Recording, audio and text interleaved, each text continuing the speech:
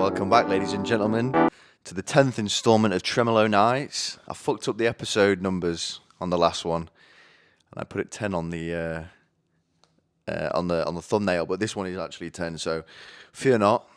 But today has been a real turbulent day. Whew.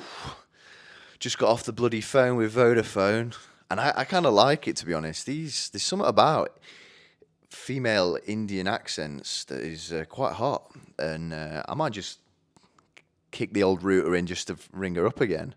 But it looks like my internet's back online because I've not been able to do anything on any of my work today. And it got to a point where it was all just getting a little bit too much, and I just had to go and run off to the gym and just go and squeeze a little bit of tension out of my mind and into my body. And it was nice. I got speaking to the cool black guy at the gym, man. He's such a gem, man. He's in just encouragement. It's like a RuneScape cape. If you had it, get like 10, plus 10 strength, something like that, man. Because he's like, come on. And having him in the room, whoo, I'll tell you what, it makes me stronger. I'll be honest. But he's such a unit, man. Whew, talk about hard work. Man, I'm just so happy the internet's back online. Because I think, you know, when stuff like internet, you don't realise when stuff can just go wrong. And it's weird, internet, because it is really just a connection. What could possibly be up with it? But it turns out it was my factory, my router. So I had to factory reset it. So I had to go find a fucking paper clip somewhere to stick in the back. Nearly ended up getting electrocuted, but it's all fine. It's all back working now. And I even said to her, I said, hey, what if it's not working after you hang up? What am I going to do? She said, how about this? I'll ring you back in an hour. I said, deal. And ring me back every hour for the next 2 weeks, and then I'll come over. I'll fly over to India, and we'll start a family. Baby girl, we will start a little family. But I mean, today, I've just been I was thinking, it's so weird having children, and when they grow up, they get to an age, and I did it as well. When you get to a teenage age, you don't want to be anything to do with your parents. They're like the uncoolest, most annoying people in the world. And it's weird because you think they're uncool. I wonder if Paul McCartney's kids were like, oh, Dad, you're so uncool. Or like Heath Ledger.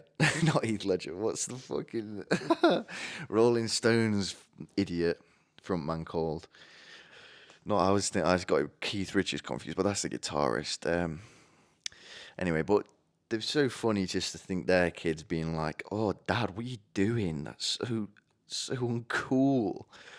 But it must be sad when you're a parent, you know, you have these little things, and they grow up and they love you and they want to be around you all day, and then Jesus starts pumping them full of hormones and making them grow in all sorts of weird shapes and get hair in all sorts of silly places, and they suddenly just hate your guts. And it's strange. I think it happens to everyone. But I think my parents were especially annoying at some point.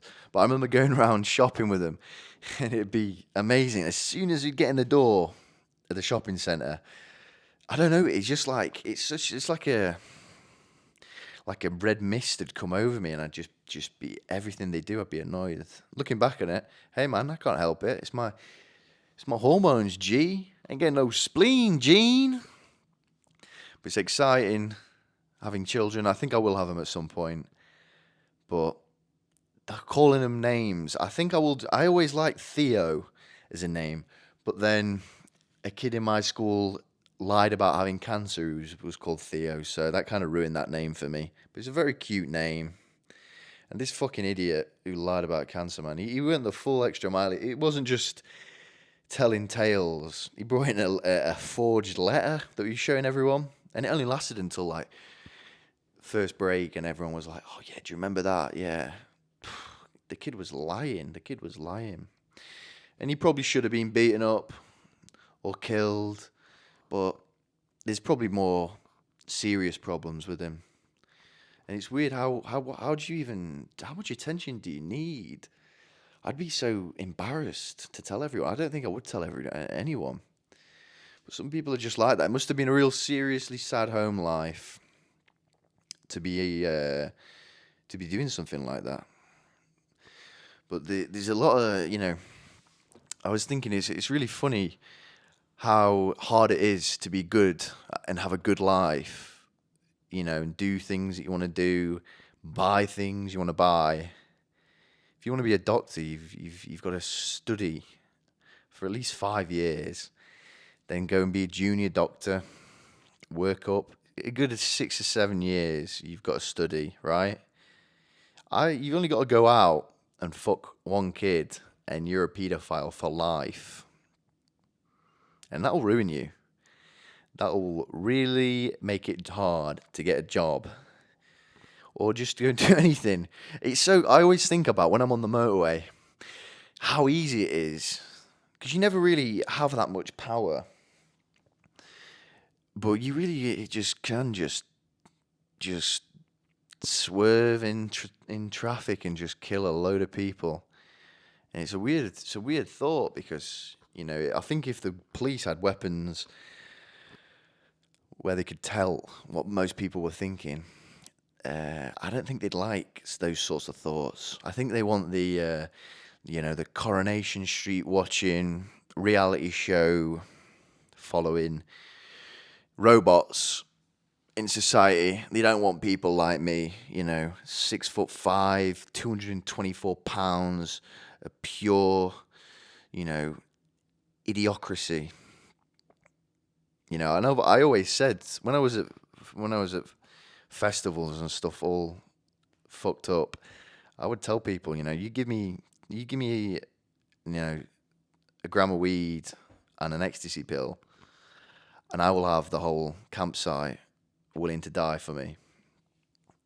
But it would be fun starting a militia, because imagine if you went to like Glastonbury and got so fucked up that you managed to convince everyone in your campsite that the other campsite are gonna try and all kill us all in the morning. So we've got to go and kill them first. That'd be a wild thing, wouldn't it? You'd probably get in a lot of trouble. But that's the sort of thing where the person that does that is actually secretly, in some sort of spy organization. And hearing a lot of things now about all this, January 6th and all the crazy stuff about, they're covering up and like provocateurs, agent provocateurs, which the FBI and the CIA, man, they're some slimy sausages. I'd love to be an undercover agent. I just wouldn't be able to not tell anybody. But exciting stuff, man. A couple of episodes ago, which no one was listening to, and no one will listen to this, I was getting a sideboard, and I finally found one. It was on the snow day, and I was scrolling through my phone, G'd up on caffeine, and really fell in love with this sideboard, and it was perfect. I mean, it was like Danish inspired. Didn't have any legs on it. Who cares? But most of them go for like 500, 600, up to £1,000. And this one was for 200 quid, right? But it was in Glasgow. And there's about a foot of snow outside. I rang my dad up, I tried to give him the old, hey man, I found one. How exciting. It's took ages. Do you mind driving to Glasgow? He didn't really like that. And he wasn't a fan. So I looked on, it was on Gumtree, right? And they've got their own little delivery service that I use. So I typed in my postcode and it came up with 300 quid to get it delivered using this. So the thing only cost 200 quid. So I liked it that much I was debating it, right? I'm thinking, fuck. So I messaged the guy and it had only been up an hour. Hey man, what's the deal? Do I put a deposit down? I'm going to come up for this thing. And he said, yeah, all cool. Then I realised that I couldn't go and get it. So I was like, dude, on what? I don't suppose you deliver to Sheffield, right, from Glasgow. It's only about a 5-hour drive, It's in a different part of the country. And he was like, yeah, man, I use a delivery service. And I was going to put, I'll pay 200 quid. But he was like, dude, it's 60 quid. That made my day.